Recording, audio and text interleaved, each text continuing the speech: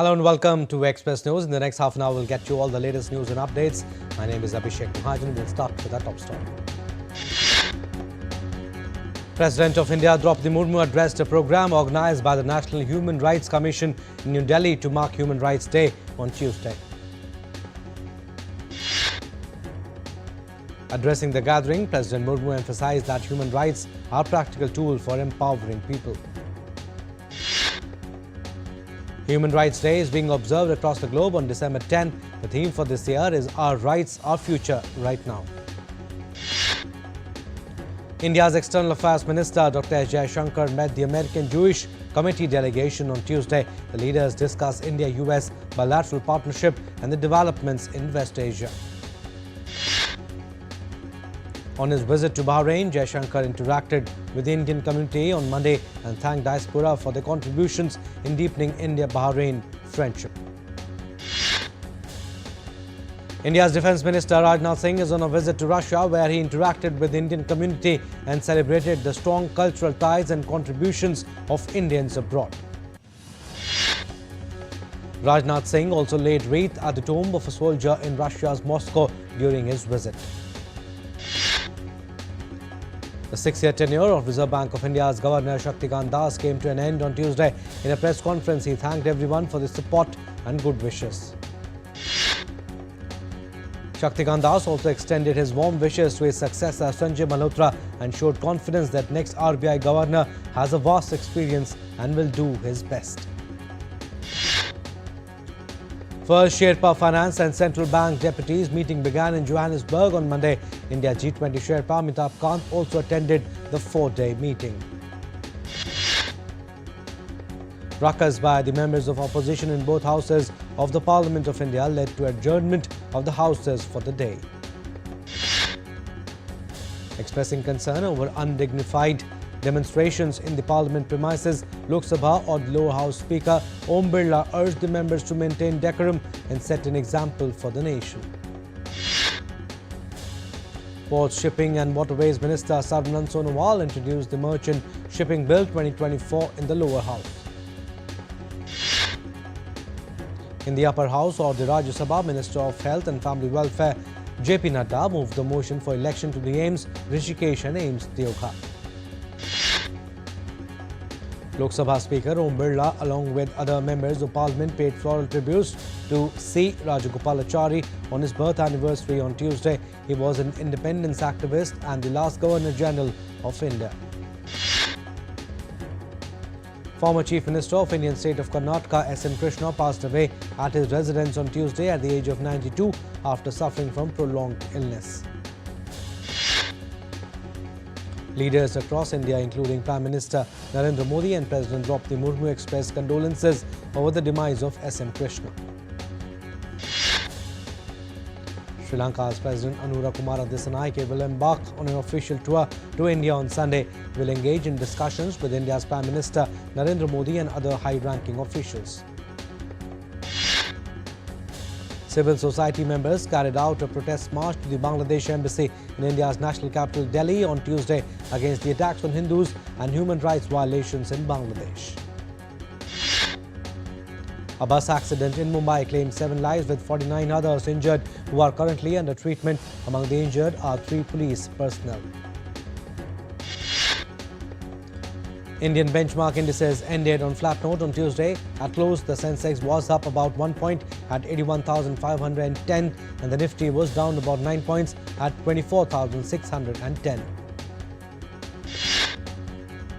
The Indian rupee ended at fresh record low at 84.85 against the US dollar on Tuesday versus previous close of 84.73.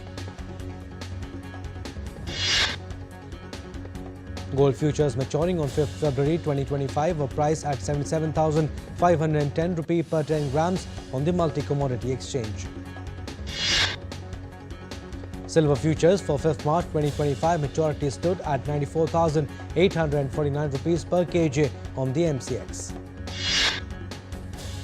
Indian government has significantly increased its subsidy disbursements in the current fiscal year, so far surpassing the amount spent in the last 2 years.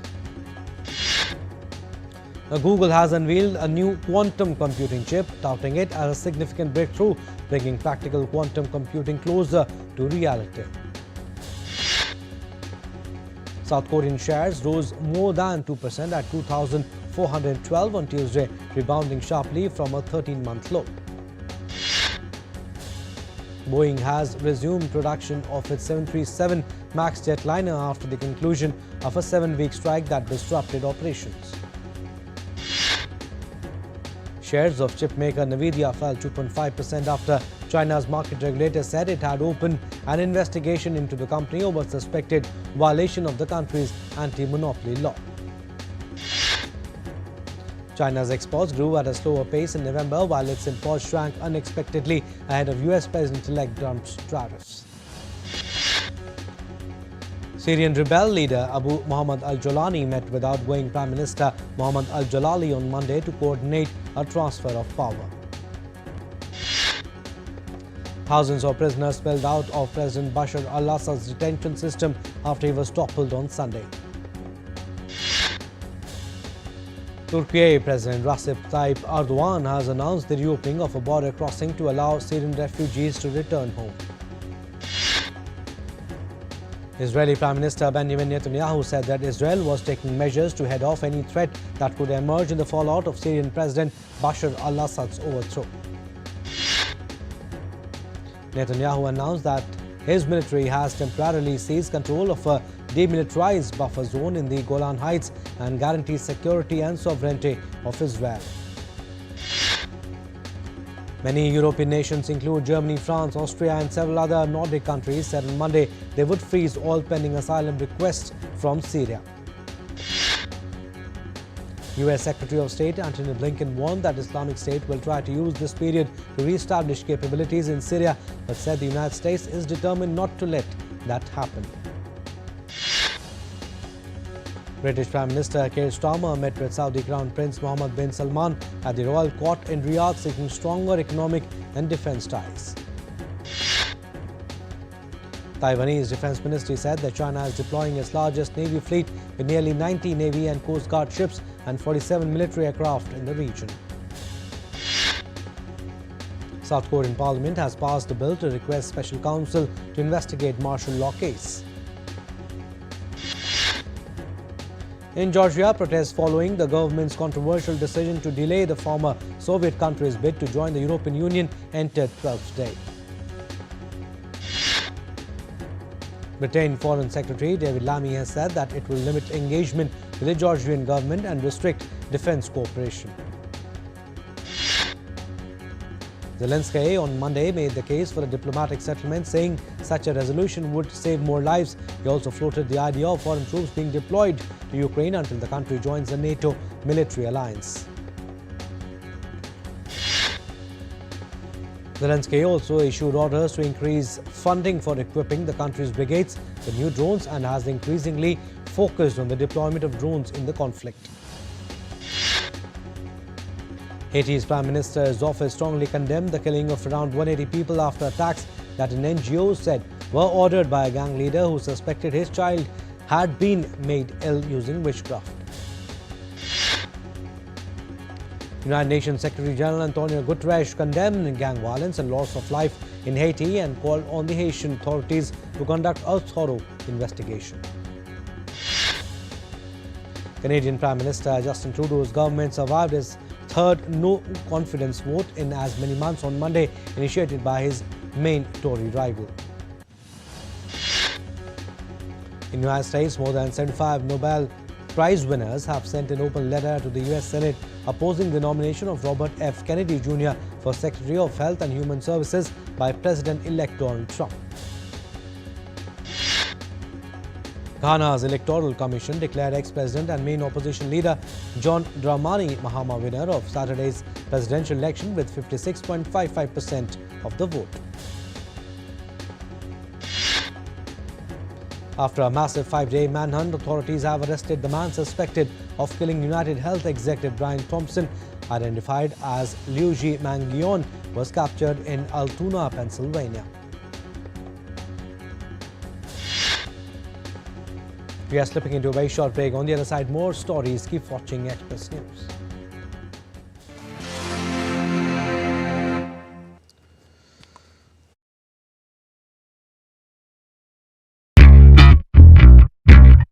I'm on a quest to explore the history of Goa.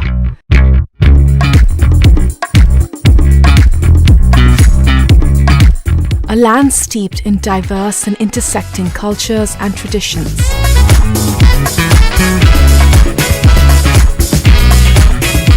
I think this is one of my favorite pieces of art in the city. Here, influences from multiple faiths coalesce in beautiful ways.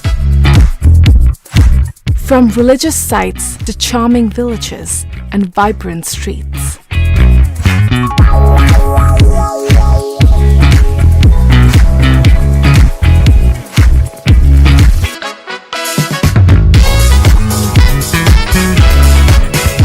Watch postcards from Goa on National Geographic.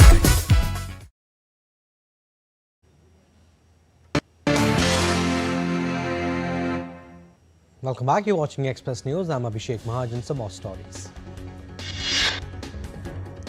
India is set to witness diverse weather conditions in the coming days. Weather officials predict rain, snowfall, dense fog and a drop in temperatures across different regions. Cold wave to hit Delhi, North India this week. People took refuge in night shelter homes amid the inclement weather conditions. India Met Department forecasted a possible plunge to 6 degrees Celsius. The air quality in New Delhi remained in the poor category on Tuesday, with a thin layer of smog covering parts of the city and limiting visibility. Popular tourist destinations such as Kufri and Fagu in India's Himachal Pradesh turned into winter wonderland as it received season's first snowfall. Tourists were seen enjoying sports activities during snowfall in India's Solang Valley, where the entire area was blanketed with snow. India's northern state Kashmir also turned into a winter wonderland with fresh spell of snowfall. Gulmarg town was seen covered with thick layer of snow, creating a stunning spectacle for the tourist. Jammu and Kashmir's Kathua city also received fresh snowfall. In light of the snow and slippery road conditions, authorities have issued travel advisories in various regions. A cold wave in India's Dal Lake has ushered in a variety of activities, resulting in the increase of tourist footfall. A layer of fog and mist engulfed the Dal Lake. A rare Roman coin featuring a portrait of Brutus, the assassin of statesman Julius Caesar, went under the hammer. The rare coin was sold at a Geneva auction for 1.98 million euros. The coin's front features Brutus' profile encircled by a laurel wreath, while the reverse showcases symbols of war celebrating military victories. In an attempt to reconcile people with books, a local print shop in eastern DR Congo is providing books to the younger generation. The print shop is hoping to make the books affordable for the youth. Books are generally expensive and considered a luxury in the conflict-hit Central African nation. The shop is hoping to address the issue by producing and selling books mainly by local authors at the affordable prices. New York, Washington light up for the holiday season. Rockefeller Center Christmas tree in New York and the US Capitol Christmas tree in Washington, D.C. are both lit up ahead of the holiday season. The holiday season is in full swing as the Rockefeller Center tree was lit up by 50,000 sparkling lights. Manila gears up for the upcoming Christmas festivities. Colorful lights and shiny decorations have begun adorning the capital region of the Philippines with 16 interlocked cities. Parks, roads and buildings in Manila are embellished with Christmas lights and holiday decorations. The Philippines starts celebrating Christmas as early as September. Japan also started preparing for Christmas season. Residents and visitors in Tokyo have been enjoying the festive cheer by visiting art installations and dazzling illuminations. Tokyo celebrates the festival by putting up sparkling lights on trees and displaying numerous light shows. This year's lineup showcased Nintendo's Super Mario Bros. With a 13-meter tall installation and Mario characters.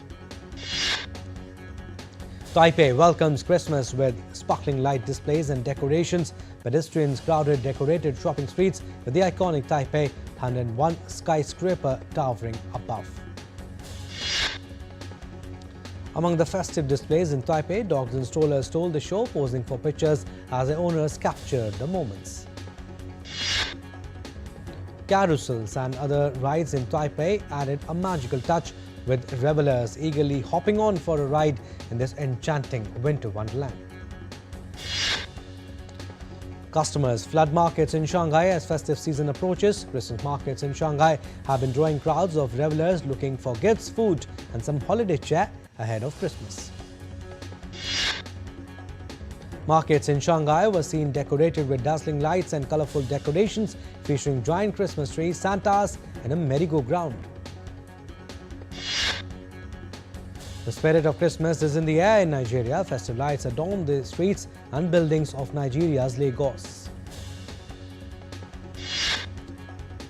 Illuminations at various locations in Lagos were lit up for the holiday season and residents came to enjoy them. Christmas decorations seen at major locations in Lagos will continue through until mid-January. Artisans in India's Villacheri village gear up for Christmas. They are busy in preparing for the festive season by making figurines for Christmas scripts. Around 300 families in this village have relied on this traditional craft as their livelihood. The artisans mold and paint detailed figures of Mary, Joseph, baby Jesus, shepherds, angels and animals.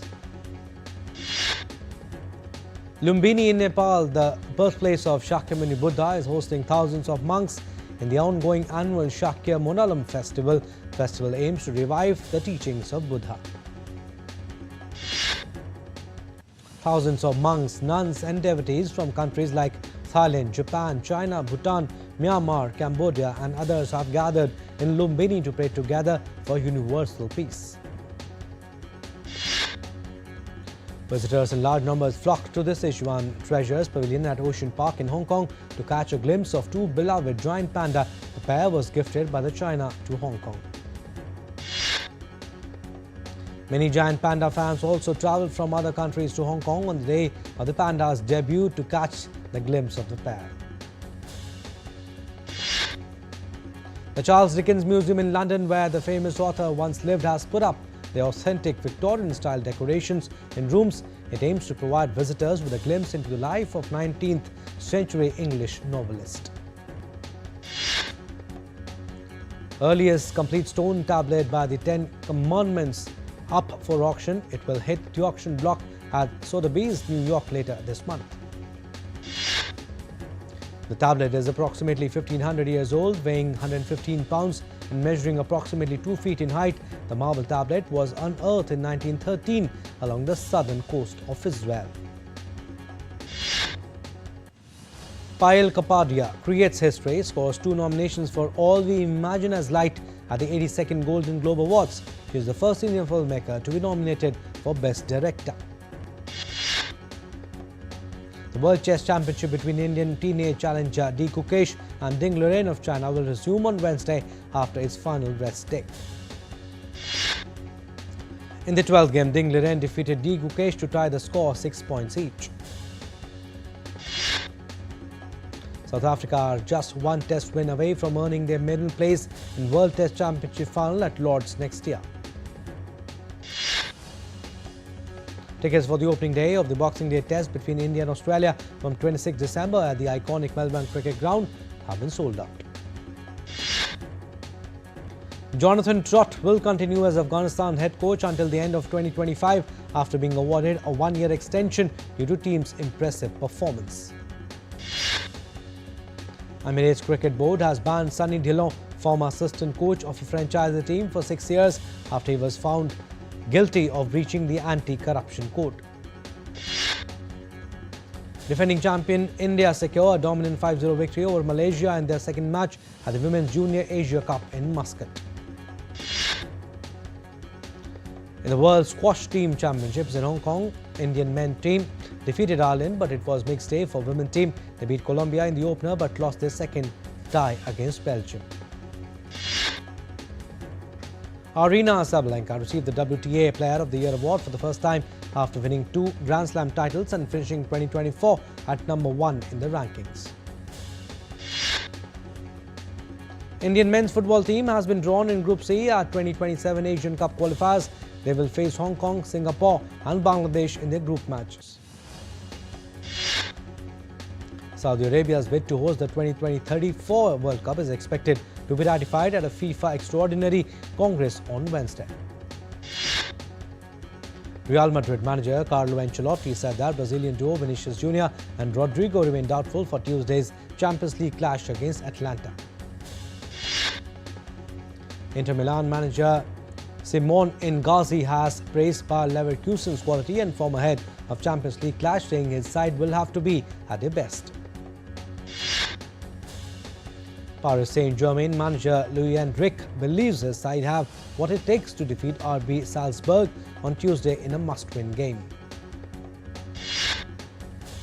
Rugby Australia released an ambitious strategy document on Tuesday with the bold aim of becoming the top rugby nation in the world over the next 5 years.